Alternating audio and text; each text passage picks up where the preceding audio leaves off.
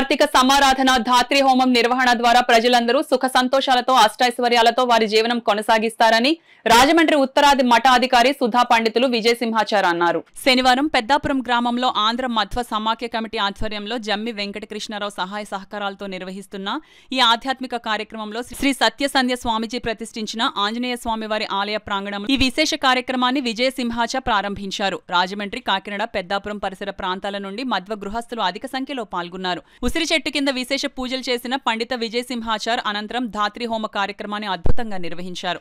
ఈ సందర్భంగా ఆయన మాట్లాడుతూ ప్రతి గ్రామంలోనూ మరియు నగరాలలోనూ ఆధ్యాత్మిక కార్యక్రమాలను నిర్వహించే విధంగా గురువులైన శ్రీ సత్యాత్మతీర్థ స్వామీజీ ఆదేశానుసారం ఇంటింటికి మధ్వమత ప్రచార కార్యక్రమాన్ని ప్రారంభించామని చెప్పారు. గురుదేవులు ప్రతిష్ఠించిన శ్రీ ఆంజనేయ స్వామివారి ప్రాంగణంలో ఇంతటి అద్భుతమైన కార్యక్రమం జరిపించిన ప్రతి ఒక్కరికి విజయసింహాచార్ గురువుల ఆశీస్సులను మంత్రాక్షతల పూర్వకంగా అందజేశారు. సుమారు 5 గంటల పాటు విశేష పూజలు మరియు హోమము జరిగింది. ఈ కార్యక్రమానంతరం తీర్థప్రసాద వితరణ చేశారు.